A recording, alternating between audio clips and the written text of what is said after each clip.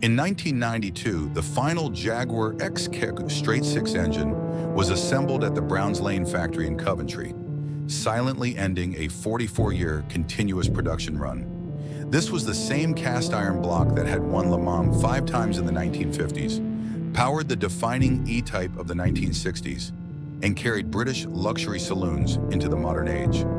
When the line finally stopped, the machinists and mechanics who had spent their lives tuning its twin SU carburetors lost more than just a power unit. They lost the definitive sound of Coventry. A decade earlier, that same sound had meant British engineering pride.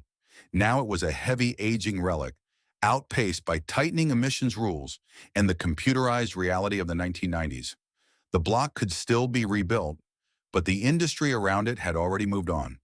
But the real story of the Jaguar XK Straight Six is not only the story of a 1992 shutdown, it is the story of how an engine sketched during wartime air raids became the sound of British speed before the world it powered moved on. Every week, we tell the stories of British engines, factories, machines, and industrial names that once taught the country what power sounded like and what happened when the market moved on. Subscribe if that history matters to you. The story begins not with nostalgia, but with a specific place, in Coventry in 1948. Coventry in the early 1940s was a city defined by industrial production and aerial destruction. While the German Luftwaffe bombed the Midlands, attempting to erase Britain's manufacturing capacity, a small group of engineers at SS Cars, soon to be renamed Jaguar, spent their night shifts fire-watching on the factory roof. Chief Engineer William Haynes, alongside Walter Hassan and Claude Bailey, knew that when the war ended, Britain could not survive by selling pre-war technology. Company founder William Lyons had given them a clear directive: design a power unit that would redefine the company and generate crucial export revenue. Before the war, British automotive power was largely defined by the side valve, an engine design where the valves sit beside the cylinders in the block rather than above the combustion chamber. These engines were durable, simple, and entirely unsuited for sustained, high-speed luxury. Furthermore, British engine design had long been constrained by the old RAC horsepower tax, which calculated tax based on cylinder bore rather than overall capacity. This had forced British companies to build narrow-bore, long-stroke engines that could not rev freely.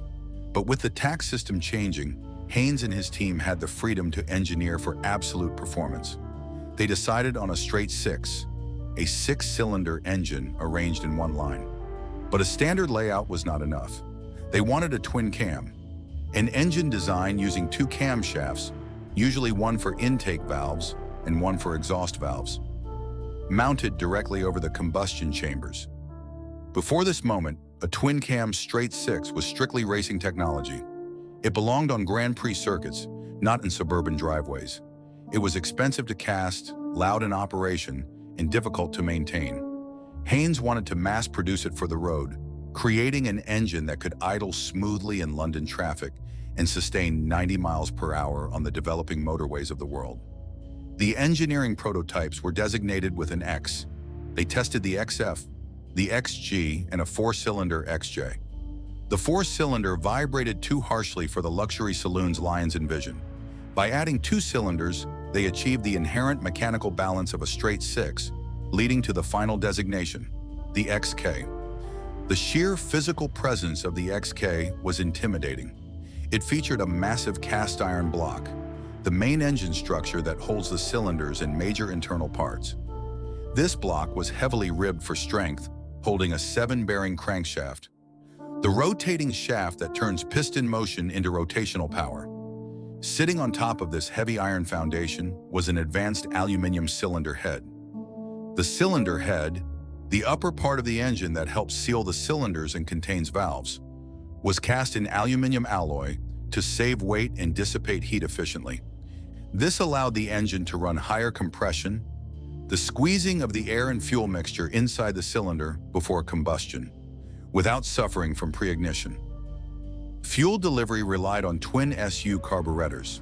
A carburetor, a device that mixes fuel and air before the mixture enters the engine, was standard technology, but tuning two of them to work in perfect harmony required skill. For the British mechanic working in a local Midlands garage, this engine was a completely new proposition. They were used to hitting cast iron with a heavy spanner. Now they had to understand complex timing chains that measured over 5 feet long, driving the twin camshafts. If the mechanics could not understand it, the service network, the dealers, mechanics, parts suppliers, and manuals that keep a machine running after purchase would fail, and the engine would gain a reputation for fragility. In October 1948, the British public saw the result at the London Motor Show at Earl's Court.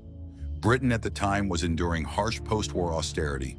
Petrol was still rationed, materials were scarce, and the national mood was gray. Against this backdrop, Jaguar unveiled the XK 120, a stunning sports car built primarily as a testbed and display case for the new engine.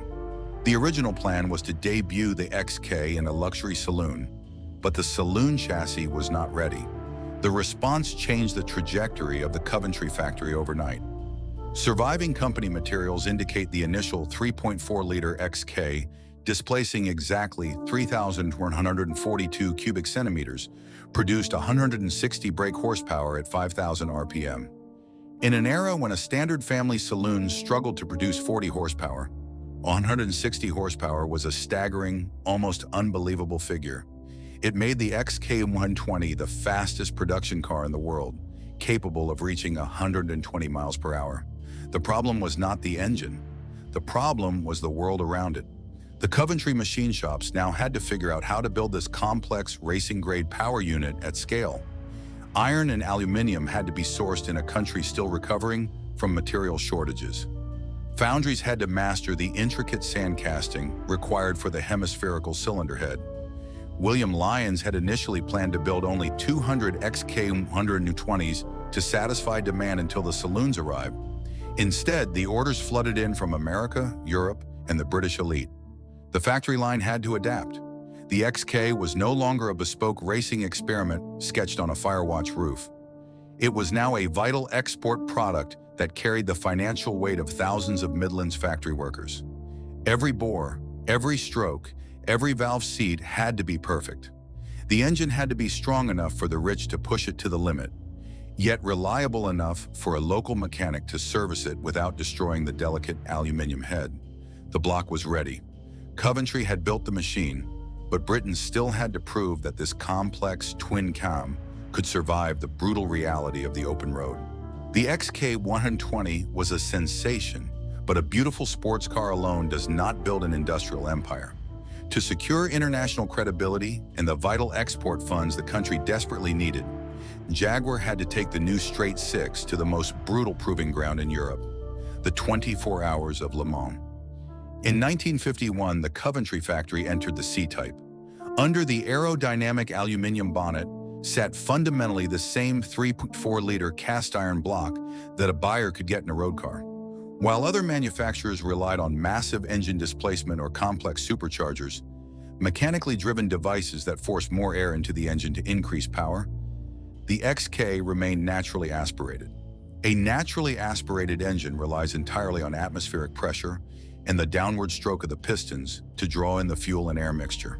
The efficiency of the XK's twin-cam aluminum cylinder head meant it could breathe deeply and rev freely without the need for forced induction.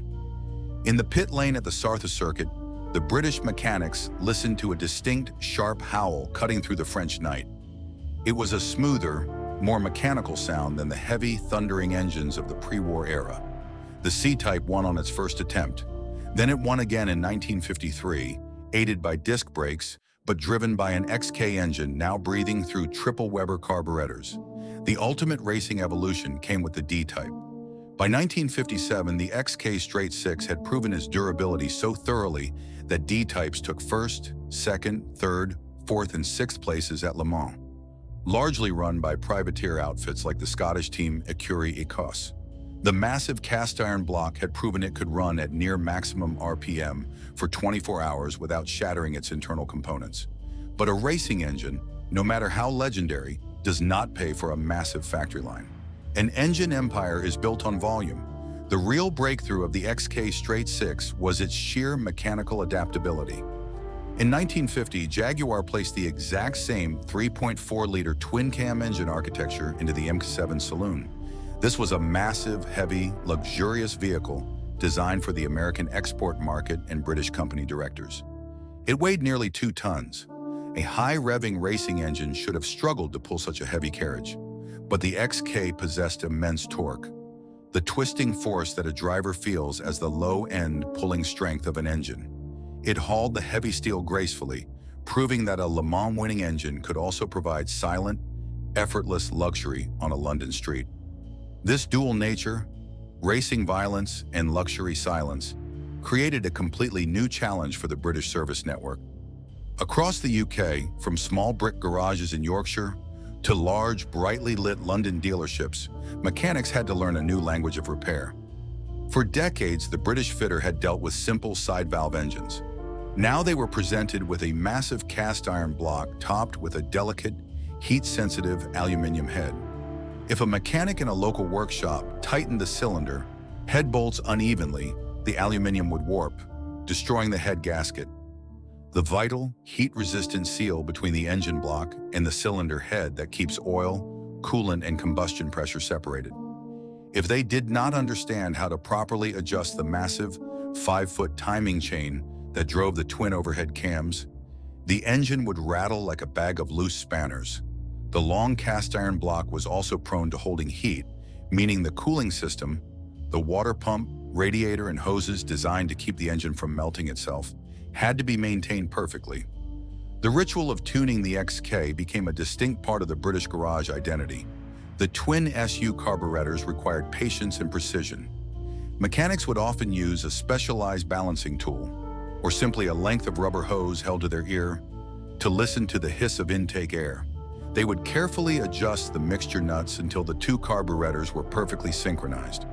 When they were out of balance, the straight 6 ran rough, shaking violently on its rubber mounts and staining the exhaust with unburnt black soot.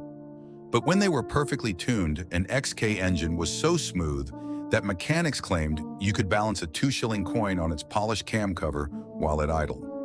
By the late 1950s, the Browns Lane factory realized they could manipulate the engine's displacement to dominate entirely different market segments. By shortening the stroke, the distance the piston travels up and down inside the cylinder, they created a 2.4-liter version. This brought the prestige of the XK twin cam down to a smaller, more affordable saloon, opening the market to the wider middle class. Conversely, by expanding the bore, the diameter of the engine cylinders, they created the fearsome 3.8-liter version. Producing an astonishing 220 brake horsepower, this 3.8-liter XK engine was dropped into the MK2 saloon. It immediately became the definitive British sports saloon. It was the vehicle of choice for both professional bank robbers and the police detectives who chased them. The sound of a 3.8-liter XK straight 6 accelerating hard down the newly constructed M1 motorway became a defining audio signature of early 1960s Britain. The engine was no longer just a piece of clever engineering sketched during a wartime air raid. It was a cultural force. The Coventry machine shops were running at full capacity, churning out iron blocks and aluminum heads to meet a global demand that William Lyons could never have predicted. The engine had taught Britain to trust a new kind of power, but its greatest test was not on the race circuit. It was on the factory floor, where speed had to be mass-produced. By the spring of 1961, the Jaguar XK engine had achieved something rare in British manufacturing. It had become a national institution. When the E-Type was unveiled at the Geneva Motor Show, and soon after in British showrooms, the sheer beauty of the aerodynamic bodywork dominated the headlines. But beneath that massive front-hinged clamshell bonnet sat the true heart of the machine, a highly polished 3.8-liter version of the XK straight 6. In the E-Type, the engine was framed almost like a piece of industrial jewelry, with its ribbed aluminum cam covers and triple SU carburetors displayed for any mechanic or owner to admire. But it was not built just for visual theater. Jaguar claimed a top speed of 150 miles per hour. To achieve this on the newly opened, unrestricted sections of the M1 motorway, the massive cast iron block and lightweight aluminum cylinder head had to work in perfect, violent harmony. The straight-six design provided an inherent mechanical smoothness, meaning that even at 5,500 RPM, when the engine was consuming vast amounts of petrol and air, it did not tear its own mounts apart. The demand was unprecedented. Back in Coventry, the Browns Lane factory floor became a relentless engine of industrial production. This was the absolute peak of the British engine empire. The machining lines ran constantly, cutting, honing, and boring raw iron castings delivered directly from Midland's foundries. Thousands of factory workers, machinists, and engineers depended entirely on the continued success of this single-engine architecture. In a Britain where an engine could decide whether a sports car became an international icon, a heavy saloon kept its silence at speed, a police fleet caught its target, or a Midlands town kept its factory lines running, power was not an abstraction. It was metal, fuel, labor, heat, sound, repair, risk, and trust. To maintain that trust, Jaguar realized they needed more than just high-end horsepower. They needed everyday usability. By 1964, the global market was demanding heavier cars, more luxury, and easier driving characteristics. In response, Coventry engineers pushed the original 1948 block architecture further than ever before, expanding the engine's displacement to a massive 4.2 liters. This 4.2-liter XK engine did not necessarily offer a higher top speed, but it delivered a massive increase in torque. With the 4.2-liter block, a driver could leave the car in fourth gear and pull smoothly from 10 miles per hour all the way to 100 without the engine ever bogging down or stalling. However, squeezing 4.2 liters of displacement out of a block, originally designed for 3.4 liters, meant changing the physical geometry of the iron.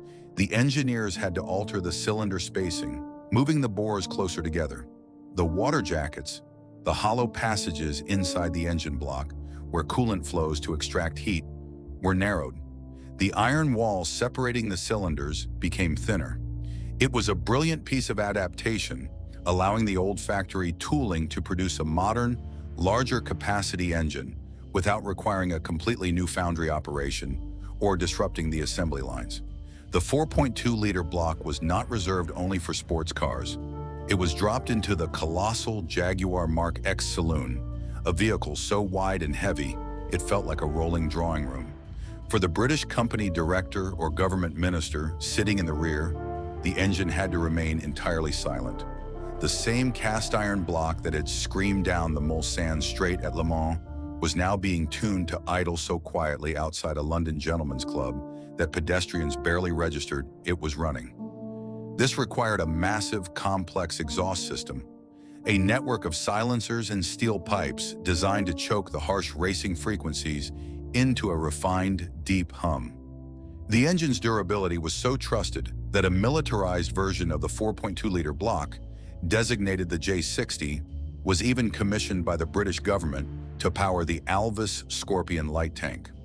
The same twin-cam architecture was modified to run on low-grade military petrol, pulling tons of armor across muddy training grounds. The Coventry machine had conquered sports cars, luxury saloons, and military fleets. But keeping that iron empire running at peak capacity would require a scale of production that was about to test the very limits of the British factory system. The ultimate test of Coventry's industrial scale arrived in September 1968 with the launch of the Jaguar XK6. This was the saloon that founder William Lyons had been building toward his entire life. It was low, wide, and visually stunning, but its success rested entirely on the heavy iron shoulders of the XK Straight Six. By this time, the engine had been in continuous production for 2 decades, yet it was still the chosen power unit for Britain's most important luxury car. The XJ6 was offered with a massive 4.2-liter engine and a newly configured 2.8-liter version designed to navigate European tax brackets. The Browns Lane factory floor was now operating at a blistering pace. Tens of thousands of cast iron blocks were being poured, machined, and assembled every year. The XK was no longer just an engine. It was the mechanical foundation of a massive British export machine. Under the wide front-hinged bonnet of the XJ6, the XK Straight Six looked physically imposing. Over the years, the engine had grown wider, not in its internal dimensions, but in the sheer amount of ancillary equipment bolted to its iron flanks. It now carried massive power steering pumps, heavy alternators, complex heating and cooling hoses, and large air filter housings to muffle the roar of the twin SU carburetors. The engine bay of a 4.2-liter XJ6 was packed so tightly that heat management became a critical engineering challenge. The aluminum cylinder head radiated immense heat, testing the limits of the rubber hoses and gaskets. Yet when the car was moving, the mechanical harmony was undeniable. The X6 became the default transport for British prime ministers, corporate executives, and high-profile bank managers. It was the sound of the British establishment, gliding silently past the wrought iron gates of Downing Street or accelerating smoothly up the M1 motorway. The torque of the 4.2-liter block allowed the heavy saloon to cruise effortlessly at 100 miles per hour, the long iron crankshaft spinning in perfect balance, completely insulated from the leather-lined cabin. This scale of production permanently changed the British service network. A decade earlier, the twin-cam aluminum head had terrified local mechanics. By the late 1960s, it had trained an entire generation of them. From sprawling London dealerships with immaculate tiled floors to damp, brick-built workshops in Yorkshire, the British mechanic had learned to read the XK engine like a familiar book. They knew exactly how the timing chain sounded when they needed adjustment. They knew the precise smell of the exhaust when the carburetors were running too rich. They knew the danger of over-tightening the cylinder head nuts on the soft aluminum. The engine had become a physical trade. Workshops built their reputations solely on their ability to make a 4.2-liter XK idle smoothly. Specialized tools were stamped and distributed across the country. Parts counters stocked endless rows of SU carburetor rebuild kits, thick paper gaskets, and replacement spark plugs specifically gapped for the Coventry twin cam. The XK had achieved the rarest of automotive feats. It was highly exotic in its engineering, yet entirely domestic in its availability. It was a Le Mans-winning architecture that you could hear idling outside a local greengrocer. At its absolute peak, the Jaguar XK Straight Six was a symbol of British industrial permanence. It felt as heavy, as unshakable, and as permanent as the cast iron from which it was forged. The engine had conquered the luxury market, dominated motorsport, and sustained the livelihoods of thousands of Midlands factory workers. But the world outside the factory gates was shifting. The engine had been designed in an era when petrol was measured in performance, not efficiency, and when exhaust smoke was just a byproduct of speed, not a legal violation. The massive cast iron block that had been the foundation of Jaguar's empire was inherently heavy. Its long-stroke design, brilliant for torque, meant it could not easily adapt to the new stringent rules being debated in foreign markets. The XK Straight Six was everywhere, but that same unbreakable durability would soon become the trap in a world that was about to change the rules of power. The first crack was almost invisible, hidden not in the iron block, but in the exhaust gases.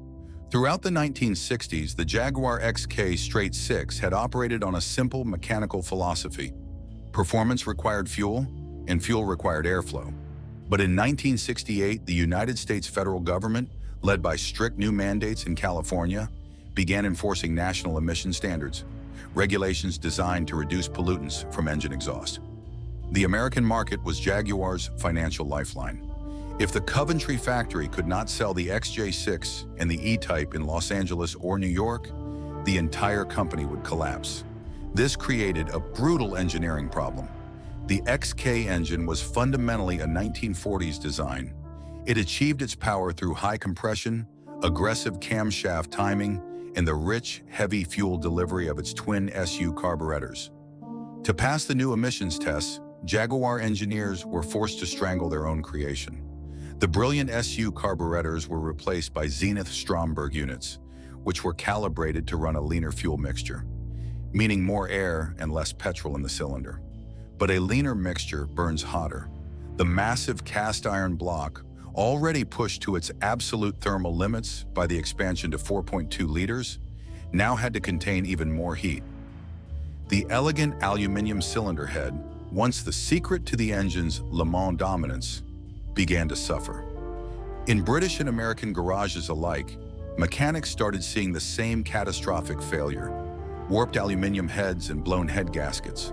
The thin iron walls between the expanded cylinders of the 4.2-liter block starved of adequate coolant flow by the narrow water jackets, began to crack under the thermal stress. The engine still ran, but the market around it had changed. The regulation of emissions had transformed the XK from a high-performance masterpiece into a heavy, overheated compromise. At the exact moment the engine required careful re-engineering, the industrial structure behind it fundamentally broke. In 1968, Jaguar was absorbed into the newly formed British Leyland Motor Corporation. This massive corporate consolidation, the merging of almost the entire independent British motor industry into a single unwieldy conglomerate, changed the meaning of the Coventry factory floor. Jaguar was no longer a proud, independent company run by its founder, William Lyons. It was now merely a division within a chaotic, heavily politicized empire that included Austin, Morris, Rover, and Triumph. The direct link between the engineers who designed the engines and the machinists who built them was severed by layers of corporate bureaucracy. This was the era of the British Leyland decline, defined by endless labor strikes, chronic underinvestment, and a collapse in manufacturing quality. The foundries that supplied the raw iron blocks to Browns Lane were operating with severely worn tooling. Castings became inconsistent. Oil galleries, the internal passages that carry lubrication to the bearings and camshafts, were sometimes left with rough metallic burrs that restricted flow.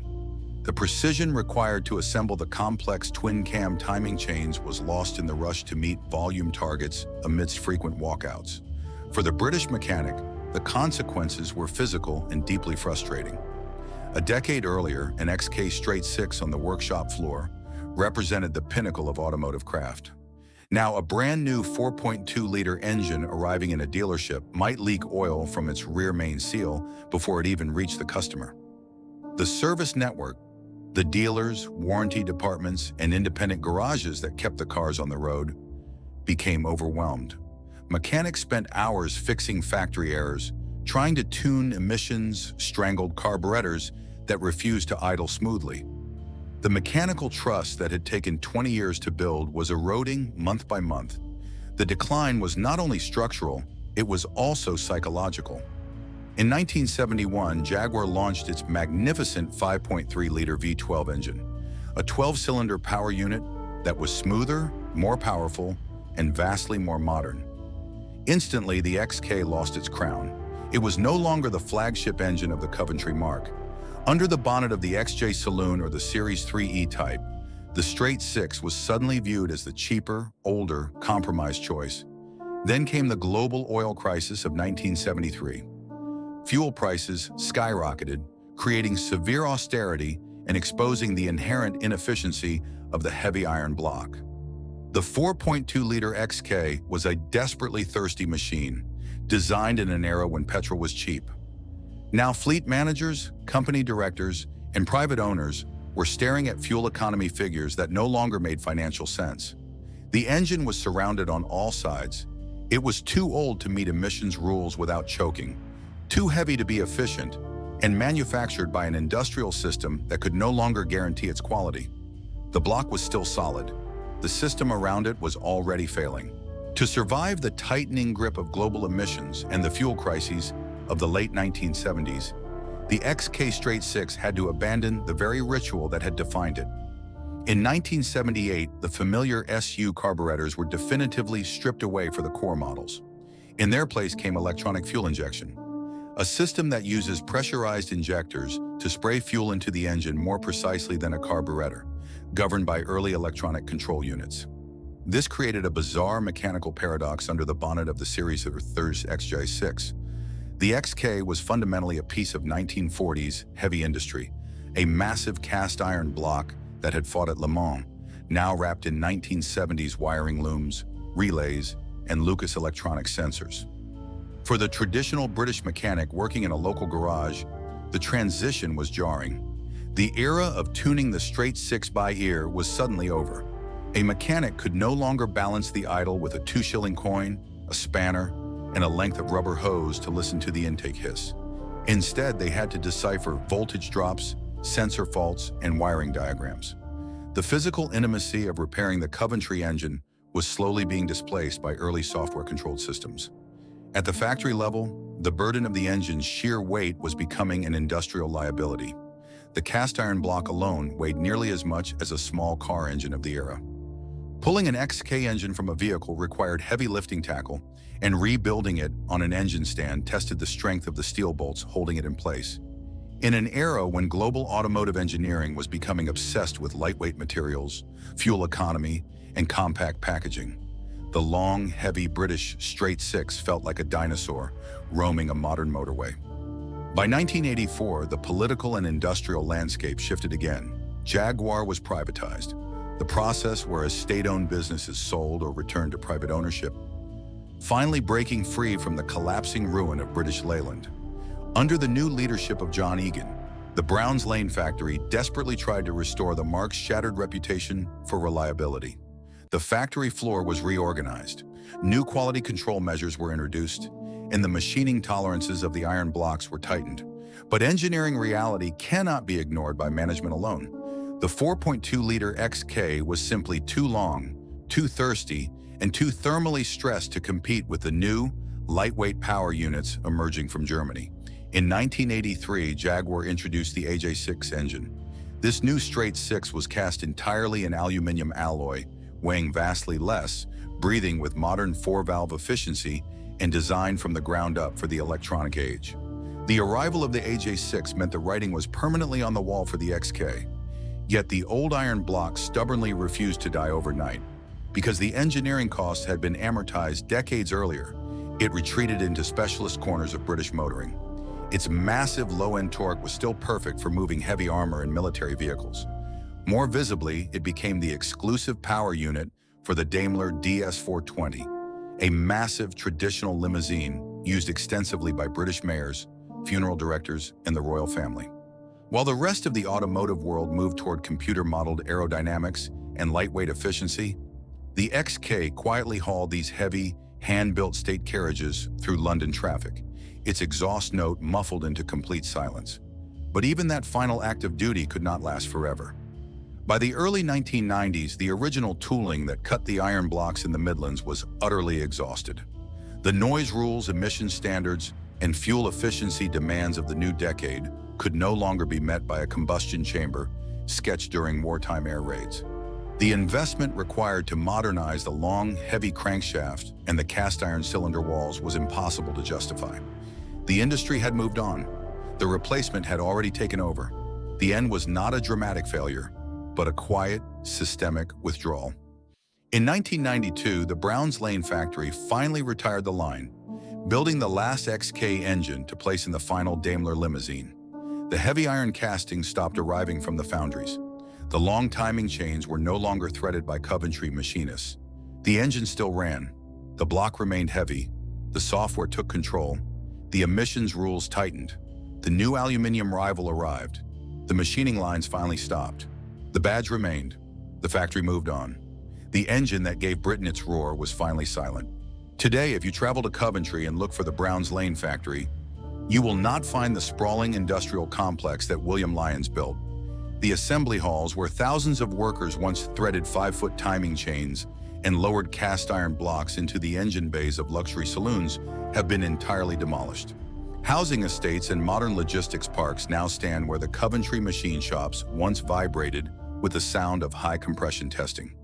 Jaguar itself survived, passing through the hands of the American Ford Motor Company before being acquired by India's Tata Motors, eventually pivoting toward an electrified future.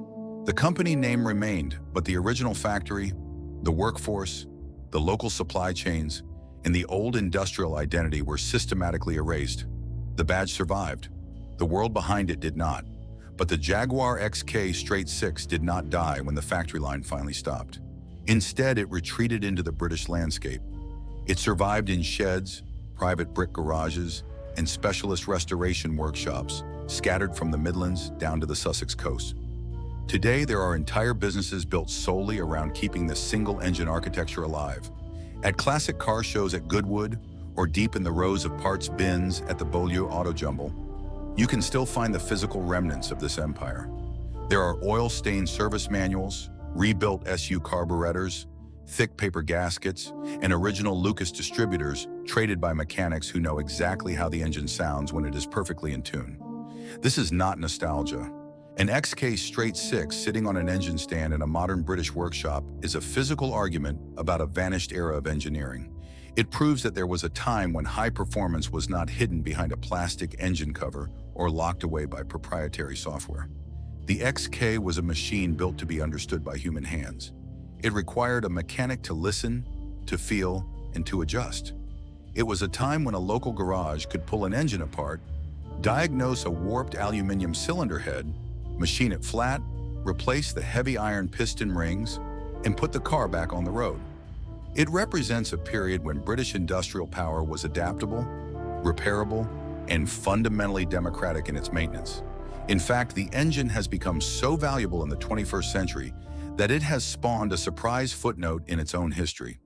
The original iron blocks from the 1950s and 1960s are now heavily fatigued by decades of thermal stress. Yet the demand for authentic historic racing cars, the C-types, the D-types, and the lightweight E-types, has never been higher in the classic motorsport paddock. To meet this demand, a shadow industry of specialist British engineers has actually begun casting brand new XK engine blocks and aluminum heads from scratch. Using modern metallurgy and computer-aided machining, they are recreating William Haynes' wartime sketches to a standard of precision that Browns Lane could never have achieved in 1948. The engine is literally being reborn, not as mass transport for the British middle class, but as high-end kinetic art for the global elite. Yet despite this preservation, the system that the XK engine was built to serve is gone. Britain did not stop needing power, but it stopped needing power delivered in this specific, heavy mechanical form. The modern automotive landscape demands silent efficiency, frictionless hybrid systems, and emissions compliance measured in fractions of a gram. The heavy iron block, the complex twin overhead camshafts, the rich smell of unburnt petrol, and the mechanical hiss of intake air belong to a system that the modern world can no longer afford to run at scale. What vanished was not only aluminum, oil, and horsepower. It was a way of powering British work, speed, and identity. The XK taught a generation of mechanics how to tune by ear, and it taught a country that it could build a machine capable of winning Le Mans on a Sunday and quietly idling outside a London bank on a Monday. It was the absolute peak of the British mechanical century, forged in iron and refined in aluminum. Somewhere in a British shed, an old 4.2-liter XK block still sits on an engine stand. The cast iron is heavy, the aluminum cam covers are dulled by oil and time, and the long timing chain waits to be tensioned. It is a dormant piece of Coventry metal, preserving a sound that the new industry no longer needs to make. See you in the next one.